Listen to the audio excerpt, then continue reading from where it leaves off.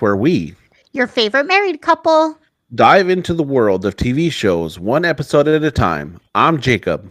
And I'm Laura, and each week we watch and dissect everything from drama to comedy, sci fi to reality TV. Whether we're loving a show Hating it, or just somewhere in between, we bring our honest, no holds barred opinions. and of course, some laughs along the way. So grab your popcorn Get cozy. and join us as we break down our favorite binge worthy shows. One review at a time. Let's get started. Jacob, how are you? I am doing super fun, fantastic. Awesome. Have you been watching anything fun on TV lately? What have you been enjoying watching? Yellow Jackets? You said that last time. I know, but it's so good. I have to keep watching it. Still on it. I have been watching on Max. They just released a limited series called An Update on Our Family about Micah Stauffer and her little family blog that she had and the drama surrounding her adoption and then rehoming of her child. So that's Okay. been interesting. That sounds interesting. So today we are going to review one of my favorite shows growing up, which was Perfect Strangers. So we are watching season 7, episode 16, called Yes Sir, That's My Baby. It aired Such a on weird February. Yes, sir. That was weird. But it aired on February 7th, 1992. And the synopsis, when Balki shows Larry that Jennifer has been knitting booties, the possibility that Jennifer is pregnant causes Larry to imagine Larry and Balki's future sons becoming best friends in the nursery, trying to escape. Yeah, the title of this episode did not sell me. I'm just saying, No. yes, sir, that's my baby. What a stupid title. There was, yeah. It sounds like it almost could be like a weird dating show. Or Yes, a game sir. show. That's my baby. A game show where they show like newborns and they're like, that's my baby. Well, that game show already happened technically. It's called Maury. It's not a game show. I mean, you win or lose. There's some losers, but nobody's a winner on that show. Which reminds me, we have a game actually called the Maury game. You're Not the Father, and we played it with our friends, and it was pretty fun. It was fun. We had a good time. I know you really mocked me for that game choice, but it was pretty fun. It was pretty fun. So, I have to say, you obviously you're the bigger fan of the show. When I was growing up, it was not a show I watched that often. Really? Like, way later in life, I'd watch bits and episodes here, but not one that I was invested in, I would say. I don't think a lot of people did. Well, obviously, a lot of people watched it. It went on for 8 seasons. But yeah, it was not one. I think it wasn't for like the 10-year-old in me.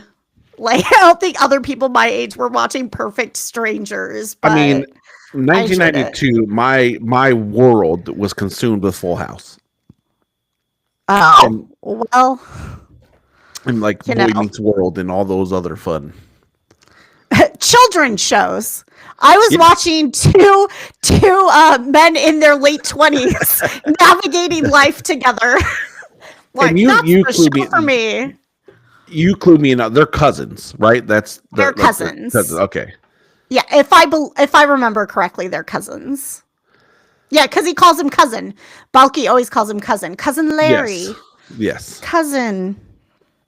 Can I just say in this episode, that house, like that house is that house is amazing. So the setting is Chicago. So they live in Chicago, and they got this beautiful Victorian just mansion, and it has like it looks like a castle. It's so out of place that you're like, how did these two yahoos like get this house? We're gonna have to do some more investigating by watching. I don't remember this house, but it was gorgeous. Both of us were like, what? We'll have to invest in more episodes to figure out Yes. how this house was occurred. Yeah, procured, yeah. Well, I did do some research, and I guess in season 7, the beginning of season 7, Larry and Jennifer are married, and they buy this house, and after they buy it, they realize they can't afford it. So they had to have Balky and his girlfriend move in to help with the rent. Okay, well there you go. Which, you know, as you do. As one does, right? As one does. Let's buy something we can't afford and then get 15 people to help us pay for it. So if it were to take place today, are they moving in together, or are they just moving into their like parents' house and not paying rent? I think that's more accurate. We can cover that later, but yes, I think you're onto something. They're in Larry's old childhood bedroom. Yes.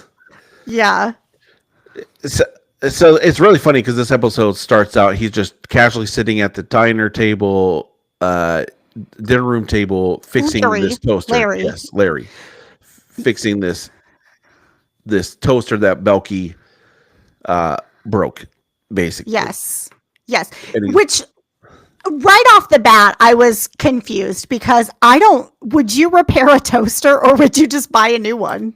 it's like $10. I'm buying a new one. How expensive were toasters in 1992 that they're like, we've got to fix this? That's a great question. We can't go buy a new toaster. Let's break this apart. Or people were just more handy and wanted to repair things. I think it's a combination, right? Toaster have? It was a wedding gift or something. I don't know.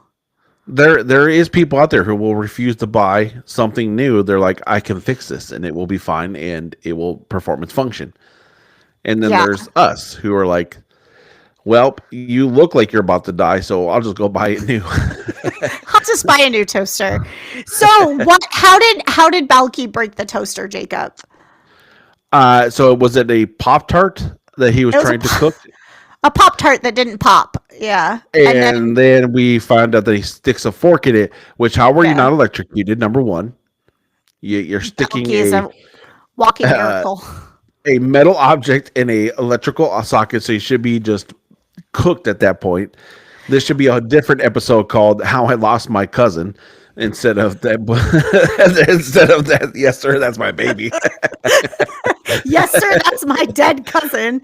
Right. That Pop-Tart, one side looked terrible, and the other side still looked delicious. So I mean, Pop-Tarts. What's your favorite Pop-Tart? Oh, that's a tough question because it's a mood thing. Like I like a different variety of Pop-Tarts, but my big thing with Pop-Tarts that's new is putting them in the freezer. And like the strawberry Pop-Tart in the freezer, amazing. I don't know who I married. Like this so many things I don't understand. I love frosted strawberry Pop-Tarts, chef's kiss, but like in the freezer? Yes. Okay. Well, moving on. In the freezer. It's great. Balky comes down because he needs to share something with Larry. He does. He stumbled upon some, which also, is he just snooping around their house? Like, is he just like digging in their bedroom? And because it sounded like he found it in their bedroom, which makes you wonder why he's in there. But he's like, hey, I'm snooping around the house and I found this. So he shows Larry what he sees what he found because he doesn't want Larry to be surprised and offend Jennifer, and she's been knitting these very small socks that are clearly Balky just thinks they're socks, and he knows they won't fit Larry's big feet, so he wants Larry to be sensitive that Jennifer's been working really hard on these, and they're baby booties. I do love though when he's trying to like put them on his feet and he's like, oh, we're gonna have to soak these and stuff and try to stretch them out. They're not gonna fit. I loved this episode. I'll spoil it and just say I loved this episode, but I loved the look on Larry's face when he realized that they were baby booties. Just the look of terror and amazement. It was priceless. And the whole time, like, he's got this look on his face. Balky is now trying to put this on his shoe. We can make this fit. Good Balky, just trying to, I want everyone to be happy. We'll make this fit. We won't make Jennifer sad. And then I do love that conversation too, because when he comes to terms that it's a baby, they start having a conversation, and Belky is talking about a woman who had a baby with a goat or a sheep. What had happened was Larry was trying to explain to Belky, like, she's having a buh, and Belky says, Jennifer's going to have a sheep? I love that line. And then he starts talking about the woman in his village who did have a sheep.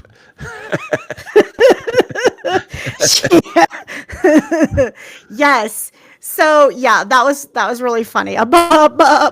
Jennifer's having a sheep, baby. He's like a baby, and then everyone was really excited.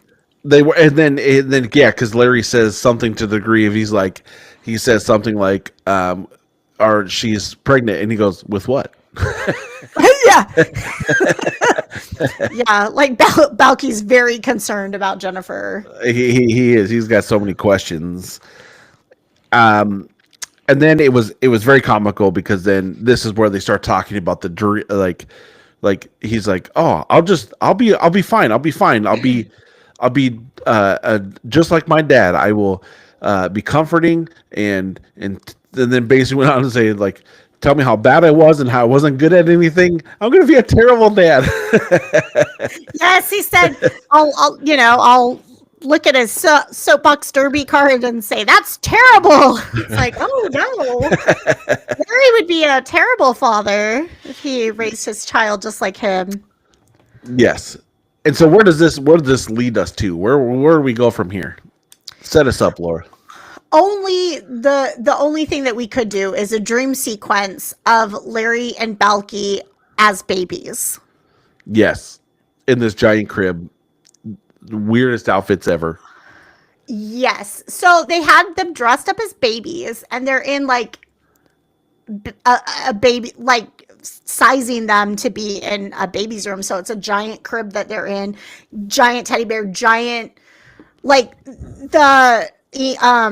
what am I trying to say? The sizing of everything was crazy, just like the movie Cats. Like, if you're like, this scale is off. Like, sometimes they're too big, sometimes they're too small. Like, the blocks are half their body. Like, none of this makes sense. They're supposed to be two. They make many a reference to it. So clearly they're two. They're wearing diapers. Clearly they're wearing diapers because they have ginormous bottoms. Balky's wearing a fat suit, so he's got a big tummy. But boy, was that the funniest thing. Like, how much do you think that? Go ahead. No, I was saying, before you get to that point, I do love, like, so it kicks off with, you see him in the crib, and now the dads, Larry and Belky, are telling them goodnight because it's nap time. And my favorite line in this whole show was Belky when he was like, snoozy, snoozy, baby Belky. How are you going to respond, Laura? How are you going to react every night that when we go to bed, I would be like, snoozy, snoozy, baby Laura? Well, that would be strange. That would be strange. But I also liked that he said, when you wake up, we'll go to Disneyland. That's right. Larry's like, said, I'll teach you how to bounce a checkbook. And then he's like, I'll take you to Disneyland. And then Larry's like, why would you promise them something that you can't deliver? And he goes, I thought you would take me to Disneyland. Like, I really want to go. I thought maybe you would take me. I thought you would take me. Yeah. Who wouldn't want to go to Disneyland? Which, I mean, Disneyland is the happiest place on earth. You've never been. Jacob's never been. I have never been to Disneyland. I have not. I've only been to Disneyland one time. So, but that was a beautiful day. Wonderful day for all. And so now Belky and Larry depart, and we get the baby children. The baby set. So how much do you think this set cost? Because it looked expensive. Yeah, I mean, back then it would be hard to say because it's not a big set. I mean, yes, the props are big, and they had to set up those things. Probably a few thousand or more, I'm sure. I don't think they could ever they couldn't reuse that set. That's true. Like, it is. So it seemed very expensive. Yeah, it's so I get you with that, but it was just that whole scene was not only weird, but it was funny. It was It was funny. hilarious. They're walking like babies, so they're like just toddling. The way they're walking, Balky wants to play with his pussy cat, but he calls it like I don't know what he calls it, but it's very weird. But he yeah. wants to play with this stuffed cat, and Larry like walks it away from him, and then walks to the other side of the crib, and they're doing this weird baby walk. It And I was love he's like, you can't play with this or they'll know we're awake. And he's like shaking because of the bell, and he's like shaking as loud as he can. And it's like, so exactly what you're doing.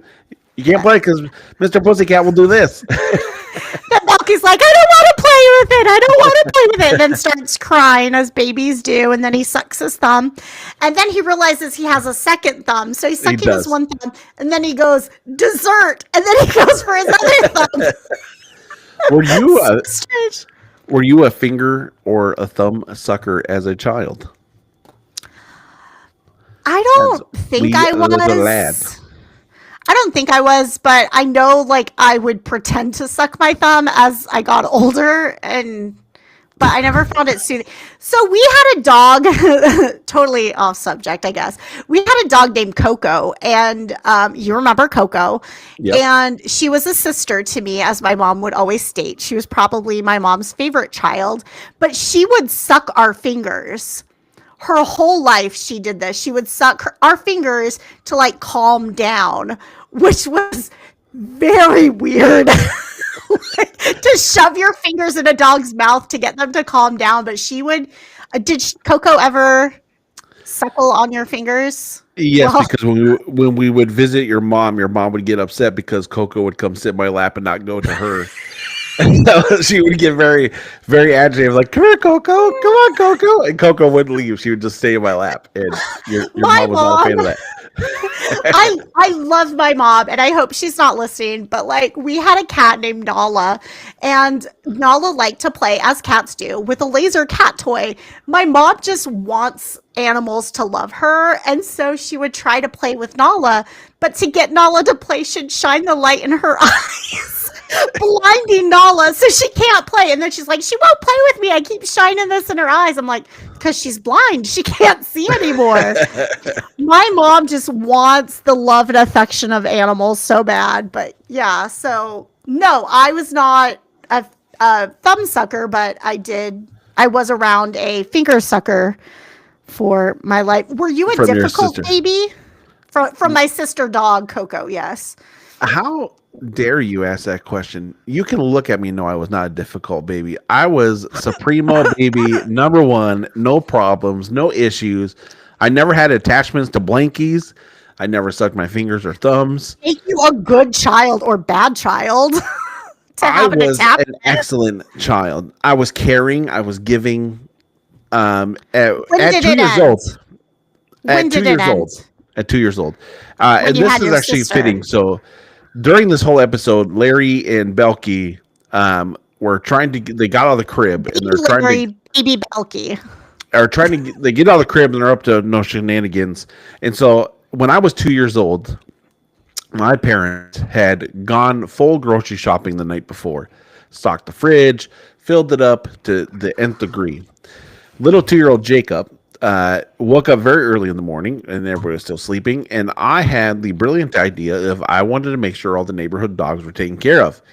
So I proceeded to take all the food out of every last bit of drop of food out of our fridge, and I fed it all to the neighbor dogs that were on the three sides of our fences.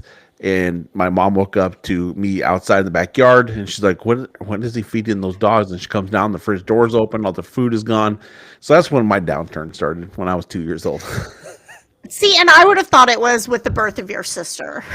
I was 6 by then. I was still an angel. Okay. No. I was sleeping full nights, 3 days out of the hospital. I was an angel baby, beautiful cherubic, blonde, blue-eyed baby. I was everyone's favorite. There were neighbors that would come and play just with me as a child. I hear. Yeah, they also do that with dogs. I was everyone's favorite pet, except my sister. She hated me. But, other than that, That's because you were taking all of her thunder. Probably. I was a very sassy child, so. Yeah. So now baby Larry, baby Belky are out of the crib, which Larry does baby Belky very dirty because he removes the rocking chair. So Belky has to struggle to get out of this crib. And then's like, jump, I will catch you. Just jump, I'll catch you. And then doesn't catch him. Let's just let him hit the ground. And the big lesson, Larry said, was never trust someone older than 2. That's right. Yes. But I love that Balky kicked him right in the freaking face. Like Balky's like, boom. Several times. It was beautiful. Yes. Yeah, that scene did start out when they're still in the crib. That Belky has the little ball, and he just Larry's talking about how excited he is that his dad's going to teach him how to balance a checkbook, and Belky then immediately hits him in the head with the ball, which is absolutely hilarious. So there's a lot of back and forth issues going on with these two best friends of babies. Yes. Were you ever best friends, like, with your cousins? Like, were you close? Would you be in the same crib as them? Yes. Yep. Me and my cousin Willie. Yeah. And it was a lot of the same. Like, right, you get along great, you're best friends, but you then proceed to know how to push each other's buttons very extremely. So you just had those days where you would just purposely get on each other's nerves. And it was much like that. Yes.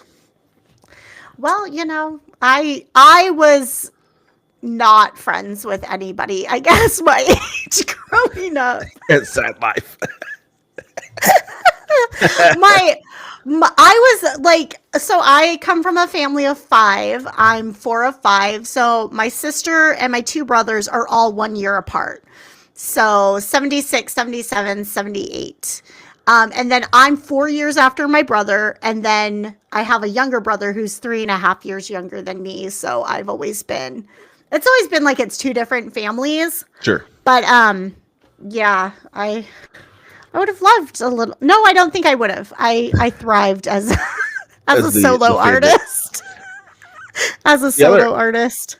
My other favorite scene in this is when now they have a big escape plan, or baby Larry does, of exiting out the window. So he's trying to figure out how can they climb up this window, and he's setting up the blocks to climb, and he tells baby Larry, hold the blocks, but then baby Larry's distracted by the bear, and he's like, nose, ear, Mr. Panda. Mr. Panda, yeah. And Larry goes crashing down, and he's like, where were you, Belky? He's like, with the bear. What were you supposed to be doing? Holding the blocks. And he starts chasing him around the room, and then when Belky gets scared by the Jack in the Box, the creepiest Jack in the Box. It gets me every time. He's so scary.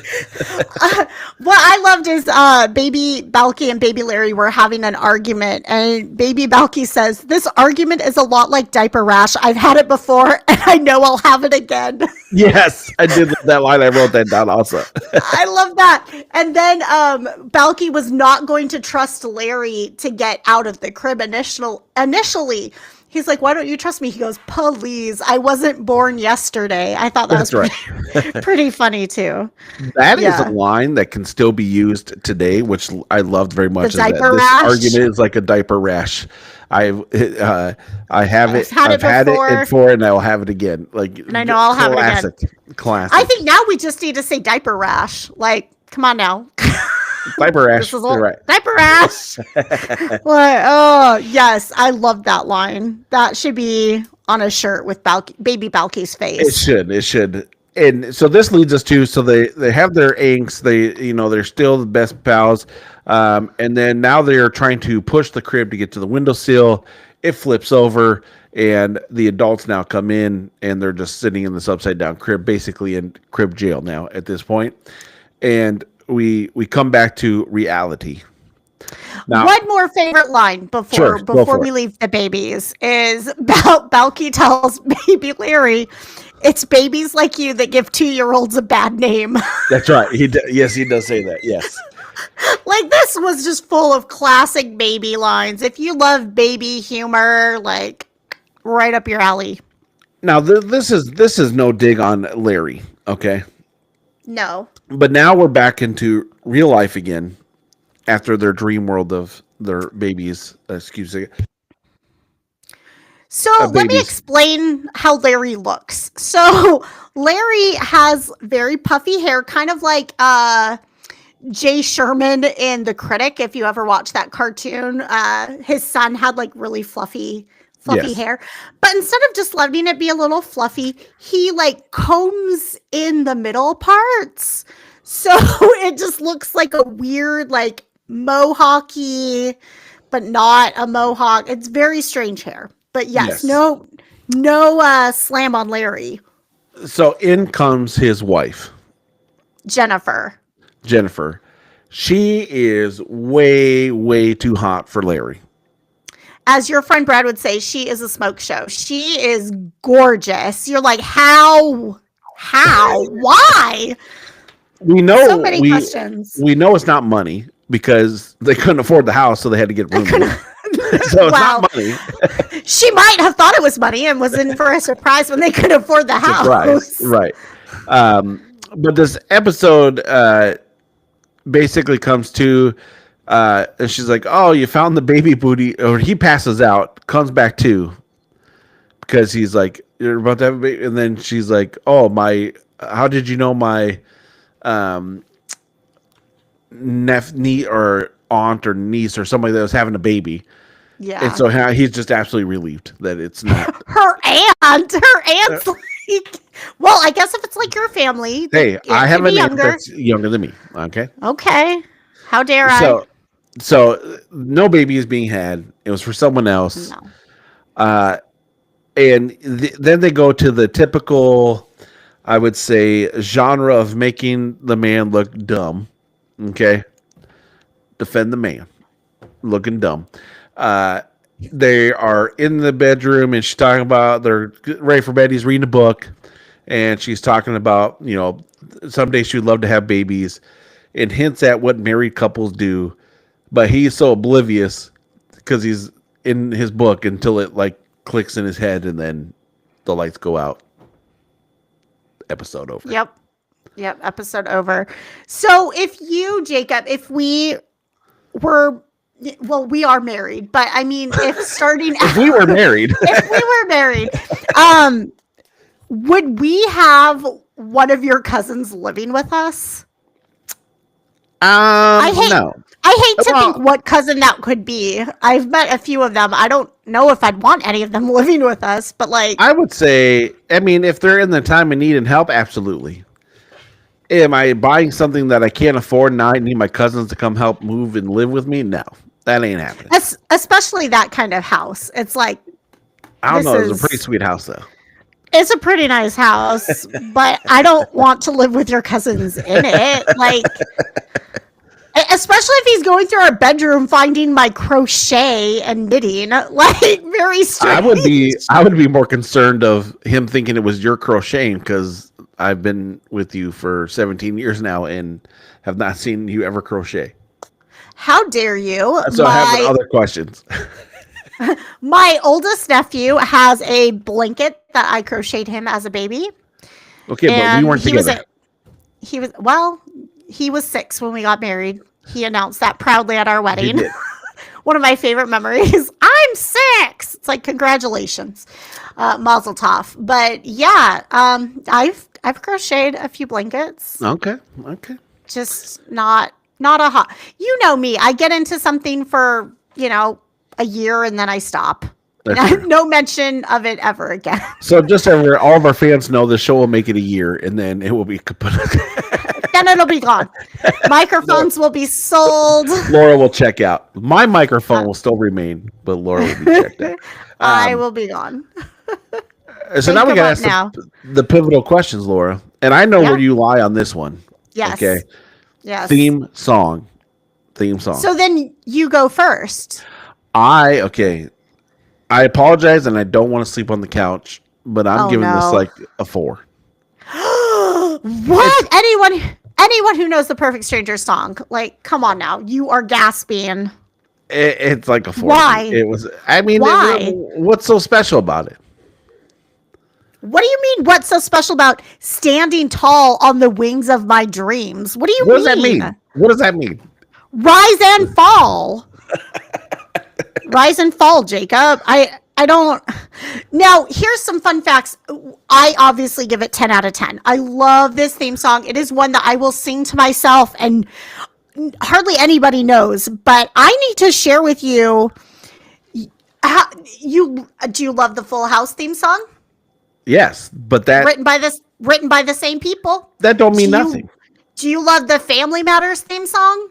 Yeah, Same people. Which don't matter. Which we'll get into this, but actually, Family Matters is a spinoff show of Perfect Strangers. So what you're telling me is that they learn to be better after Perfect Strangers, is what you're telling me. No, no. But I will tell you that the Wikipedia page of Perfect Strangers talks about how much people love this theme song. On the ABC sitcom The Goldbergs, they paid homage to Perfect Strangers by recreating the show's iconic opening sequence with a distant cousin. A 2019 Father's Day episode of the YouTube series Pittsburgh Dad did a Perfect Strangers opening, but with Pittsburgh instead of Chicago. Season 4, episode 3 of the Hulu series Only Murders in the Building used the Perfect Strangers theme song as a plot device. People love this theme song. But that doesn't mean I have to. You are in the minority, sir. You and your jazzy, like, your theme songs that tell us nothing. But this this inspires us. This uplifts us. This makes us. It's my life. It's my dreams. Nothing's gonna stop me now. Come on. Whereas like Night Court's just like something you would listen to in a friggin' elevator. Okay. No. So come on now. Here's the different thing. As soon as you hear that bump, everybody knows it's Night Court. All you have to hear is bump, and everybody's like Night Court. Perfect Strangers has a little instrumental at the beginning too. Yeah. Don't ask me how it goes right now, but no. Could this be remade today?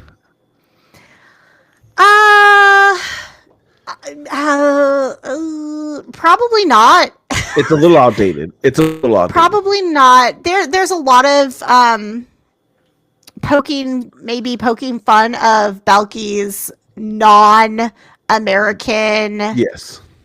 So like him talking about back in his country and, so, but I think that's where a lot of the humor lies, is just like that people live different lives. They're perfect strangers, one might say. But yeah, I don't know if it could be remade today, but also I don't think it should, because it's perfect. This episode inspired me. Like, I need to rewatch Perfect Strangers. I thought this was how it could be on anyone's worst episodes list is beyond me. And if this is one of the worst episodes of Perfect Strangers, bring it on, because it's going to be phenomenal. It was good. It was good. So do you think we're going to add this to our nightly? I think it may before bed. Make it to the nightly list of a show to watch. Yes. Before bed, put on an episode of Perfect Strangers. Sure. I will get you to love that theme song. We will be singing together, Rise and Fall. Yeah, it's going to be great. Well, that would be amazing. Well, our loyal, lovely listeners, this has been another amazing episode of Recording Together with me and Laura, and you as our loyal fans listening to TV Tortured Together. Until next time, we'll see you again in TV land. Bye. And make sure everything loads up. You're good.